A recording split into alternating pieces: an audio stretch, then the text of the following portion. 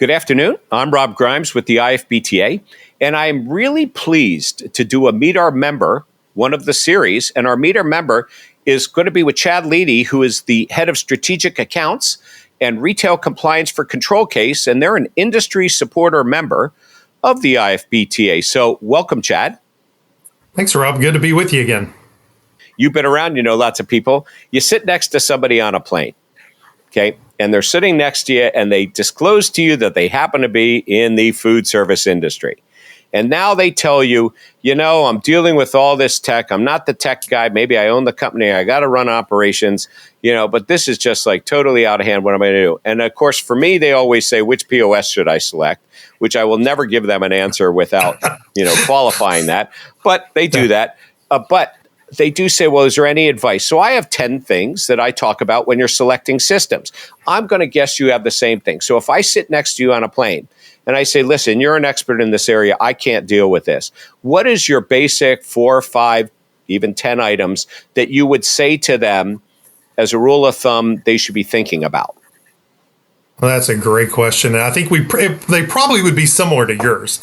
I think the biggest thing that people have to look at now is, you mentioned, IT people or people in the technology space, especially in the restaurant industry, they cannot be experts in everything. And so you do need trusted partners that you're able to go to proactively, that you can have objective conversations with. Right. We know that there are probably 10 versions of, every technology, right, out there, or companies that provide it. And just because they provide a technology doesn't mean they're the right fit for that particular organization or person. So, just because you hear that a point of sale company is a great point of sale company, it doesn't mean that it's the perfect point of sale company for you and your organization. Wait. Have we sat next to each other on a plane? Have you asked me that question? Because I'd answer it the same way that you're answering it right now. So if I want to follow a couple of rules, what are the rules then that follow on for you? Well, I think that you want to understand what your goals are. And when the CEO is running down the hallway and they're saying we need kiosks, I think you need to step back and you need to understand what are the true goals behind what you're trying to implement, and what is that going to mean to your ecosystem. And I think people get caught up in just technology for technology's sake, and they don't ask the hard questions, and they let other parts of the organization that don't understand that impact drive their decisions. And so I think having trusted advisors that you can go to that aren't just trying to sell you something, that you can trust, and really also having your partners talk to each other, and having a good partner is willing to spend time beyond the sales process to have conversations because they're passionate about it. And I think that's important. Do you intercede and bring the partners? Like if I'm a customer of yours and I could be a vendor or I could be an operator, and I want to bring my different partners together to have this conversation. Yes. Do you help to facilitate that? Absolutely. I mean, you and I are both similar in that we know so many people.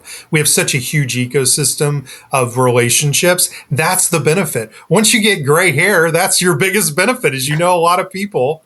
And that sometimes just being a connector is the most valuable thing you can do. And it's not about money. It's not about, closing a sale. It really is about just making sure that you're helping people meet their goals, and that's how I look at it. I enjoy that. I actually enjoy that more than the technology. I enjoy the relationships and helping people meet their goals. So yeah, absolutely. Well, we are in the same place. So I'd like to put you on the spot again with something that you said earlier, because I believe that you said something about reducing expense long term. Well, I sort of see like two things going on here. The first one is that there's more and more technology coming out.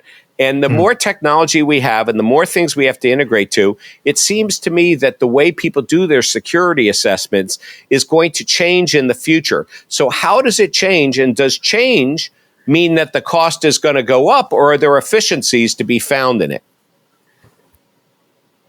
Yes, yes, and yes. I think that, first of all, I know it sounds counterintuitive, but we do actually try to shoot to make things more efficient and reduce our customers' costs of assessments. And by nature, as you somewhat stabilize your environment, or even for a period of time, or you become more knowledgeable, or you're able to hire more resources, that can be accomplished. Now, the problem is you're right. It's very rare that technology becomes stagnant. It just, that's the nature. And yeah, I mean, it's getting more and more expensive because things are more complex. We're trying to drive those costs down by using AI, by using resources in a way that maybe can reduce costs. So, for example, in every security assessment, you have evidence that you have to review. Well, humans don't necessarily have to review every piece of evidence. That's a very good use of AI. So that Absolutely. can be done in tandem or in parallel. So we're trying to reduce costs by changing how our resources are used and taking advantage and leveraging technology. Yeah, but also But it the one approach that you talked about before of doing multiple things at the same time also helps to do that. Absolutely, and it actually works really really well. There are more companies out there that are having to do multiple audits, and it's a real drain on their resources. And so being able to do it at one time, now we have to use multiple areas of our company to do it.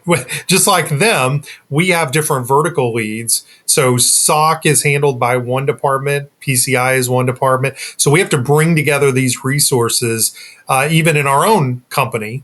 But for our customers, it's a huge benefit. And we see the future being an AI driven, increasingly technology driven assessment. Now, there will always be a human element to that. Um, in our viewpoint, you'll always need a QSA, you'll always need an assessor, but some of the project management costs, some of the reviewing, some of the things that don't require a human, we're definitely going to take advantage of and continue to leverage. But if you have all the different parts and pieces for the different types of assessments and audits that they might need within your company, but we keep stressing relationship and partnership, but it comes down to, though, a single point of contact That's that right. really pulls it all together and really gets to understand the customer. Yeah. Well, again, all none of this matters unless you can get to the core of what their business is trying to accomplish. Right? This is all sort of a sidebar to what are you trying to do, who are you trying to serve, and how are you trying to serve them? And it comes back to that brand. So that is really the ultimate question that we're asking, and then we're really trying to support that with the offerings that we have. You know what? You opening up the door for the ultimate question here. So there must be a sweet spot, at least in your focus area of Yeah. food and beverage and hospitality. Is there a sweet spot? Is there an ideal type of customer?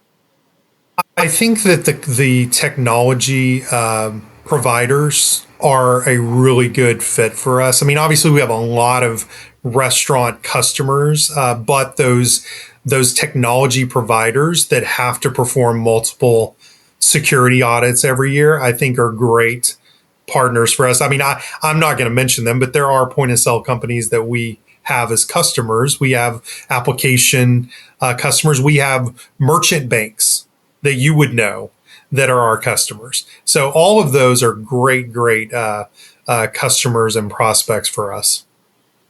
And it is global because a lot of Yes, these companies go global very quickly. I that's right. mean, the old issues of fiscal types of printing has gone away.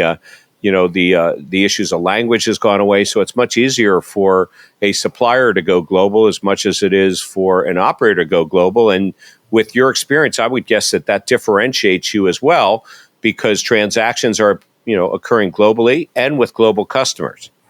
Security standards are global. And so, yes, it definitely is applicable. One thing I forgot to mention, Rob, that's really kind of unique to our space is our competitors have to use this. We all have to be certified, and we can't certify ourselves. So we actually work with our competitors. That is a great prospect. In fact, one of my previous employers is one of my customers. So I do think that makes it a very small space because you know who your competitors are, you know how they work, and you also have to choose one of them for your audit. So yeah, but that means you're going to know about their revenues. You're going to know about the types of transactions they're handling. There's a number of things there that, maybe it makes the contract process very interesting. Great. Well, thank you. This is Rob Grimes with the IFBTA and showcasing a Meet Our Member of ControlCase and having the pleasure of speaking with Chad Leedy today, the head of strategic accounts for retail compliance at ControlCase.